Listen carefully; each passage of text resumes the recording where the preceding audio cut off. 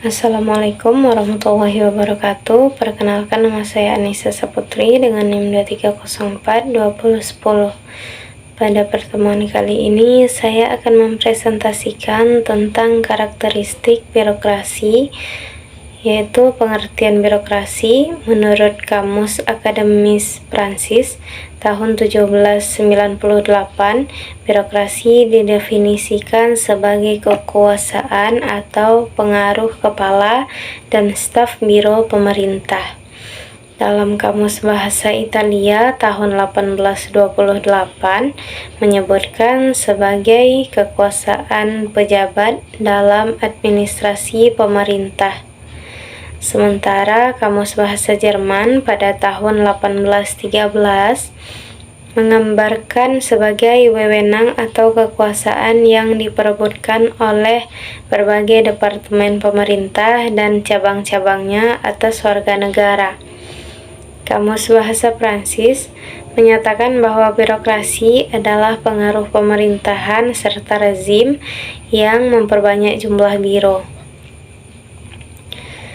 Birokrasi adalah sebuah sistem pengorganisasian negara yang memiliki tugas-tugas sangat kompleks, sehingga membutuhkan manajemen pemerintahan yang terkontrol dengan baik. Dengan dimulainya era reformasi, berbagai isu dan pemikiran dari para ahli memunculkan terkait cara mewujudkan tata pemerintahan yang baik atau sering disebut dengan good governance, salah satunya melalui reformasi birokrasi. Upaya ini dilakukan secara bertahap baik oleh pemerintah pusat maupun daerah, provinsi, dan kabupaten kota. Secara umum, birokrasi erat kaitannya dengan aparatur pemerintah yang terdiri dari 3 dimensi utama, yaitu pertama organisasi, yang kedua sumber daya manusia, dan yang ketiga manajemen. Di Indonesia, reformasi birokrasi telah dilakukan secara bertahap dalam hal kelembagaan, sumber daya aparatur, dan ketatalaksanaan, baik di tingkat pusat maupun daerah. Hal ini sejalan dengan Undang-Undang Nomor 17 Tahun 2007 tentang Rencana Pembangunan Jangka Panjang Nasional tahun 2005 sampai 2025 yang menegaskan bahwa pembangunan aparatur negara dilaksanakan melalui reformasi birokrasi untuk meningkatkan profesionalisme aparatur negara serta mewujudkan tata pemerintahan yang baik di tingkat pusat maupun daerah. Menurut Weber dalam Muluk 2006, tipe ideal birokrasi yang rasional dilakukan dengan cara sebagai berikut.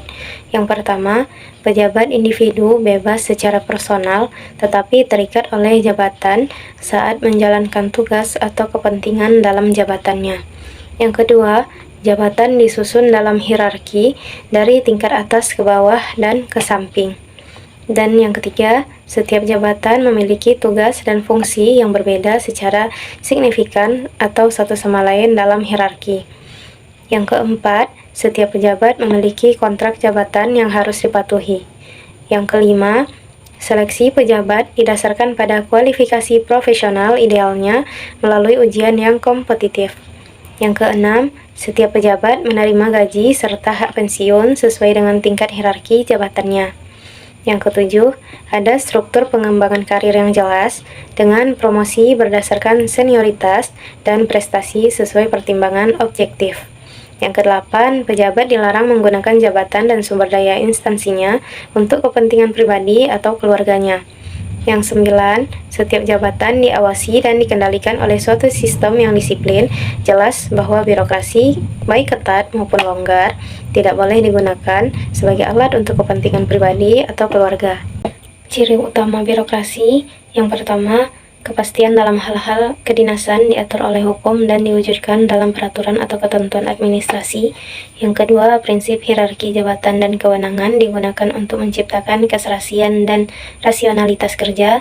Yang ketiga, manajemen modern harus mengandalkan dokumentasi tertulis. Yang keempat, spesialisasi dalam manajemen atau organisasi harus didukung oleh keahlian yang terlatih. Yang kelima, hubungan kerja dalam organisasi harus mengikuti prinsip impersonal. Yang keenam, penerapan prinsip-prinsip dalam organisasi pemerintahan melibatkan aktivitas pemerintahan yang relevan. Selanjutnya ada perilaku birokrasi.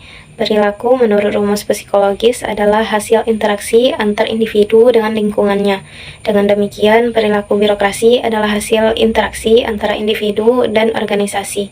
Birokrasi sebagai sistem yang merasionalisasi organisasi memiliki karakteristik seperti keteraturan hierarki, pembagian kerja, tugas, wewenang, dan tanggung jawab, serta sistem penggajian dan sistem pengendalian atau kontrol. Ketika karakteristik individu berinteraksi dengan karakteristik birokrasi, maka terbentuklah perilaku birokrasi.